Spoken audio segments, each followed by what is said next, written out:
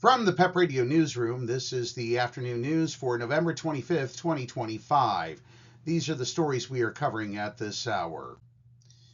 President Donald Trump plans to bestow ceremonial pardons on 2 turkeys and fly to his private Florida resort on Tuesday to celebrate Thanksgiving, a holiday interlude during what has been a turbulent and uncertain chapter of his second term.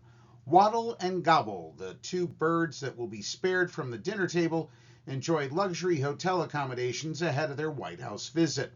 The turkey pardon is a presidential tradition dating back years. In international news, Israel said Palestinian militants on Tuesday handed over human remains believed to be of a hostage to the Red Cross, which will deliver them next to the Israeli military. It was not immediately clear if the remains were those of one of 3 hostages remaining in the Gaza Strip. The remains are expected to be taken to Israel for forensic testing and identification. The handover is part of last month's fragile ceasefire that is held despite Israeli strikes on Gaza, mounting Palestinian casualties, and mutual accusations of violations. Palestinian Islamic Jihad announced it found the body earlier this week in Nuseirat, a refugee camp in central Gaza.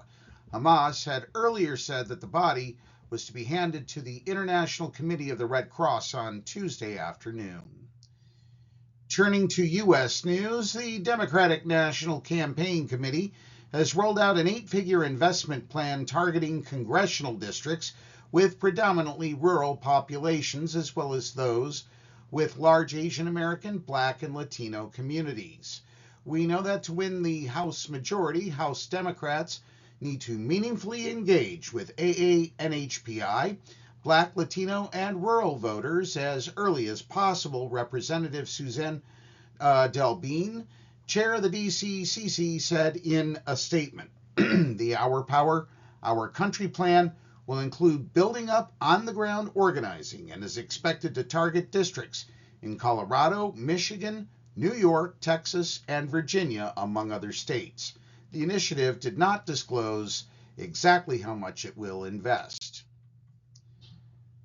A tornado that raced through residential areas north of Houston damaged more than 100 homes, tearing off roofs, moving garages off their foundations, and smashing windows, authorities in Texas said. No injuries were reported in the storm Monday that uprooted trees, downed power lines, and created paths of debris throughout some neighborhoods. Some people hunkered down in their homes and hid in closets during the Texas storm. More than 20,000 customers were without power at one point on Monday. In Klein, about 25 miles north of Houston, officials were working to fix multiple reported gas leaks, remove trees that were blocking roads, and clean up debris around homes and businesses, said Jamila Lomas, a spokesperson for the Klein Fire Department. Damage also was reported in Cypress and Spring. And in Pennsylvania news, an Allentown, Pennsylvania man was charged in his son's death after he died from injuries suffered in 2012, more than 10 years later. The Bensalem Township Police Department arrested and charged Kyle Hinkle with criminal homicide in connection with the death of his son, who initially suffered the injuries when he was an infant in 2012. He was also charged with third-degree murder, police said. Hinkle was charged with abusing his son when he was an infant in 2012, when he lived in Bensalem, Bucks County. Hinkle was taken into custody by police at his workplace in Allentown on Monday. He was arraigned and is being held on $2 million bail. And that's the news for this hour. If you are watching our news videos on YouTube channel, please be sure to subscribe to our channel. PEP Radio is available on the Live 365 app, the PEP Radio page at paequality.com, Roku, and Alexa. Up next, we have the Meadville area weather forecast here on PEP Radio.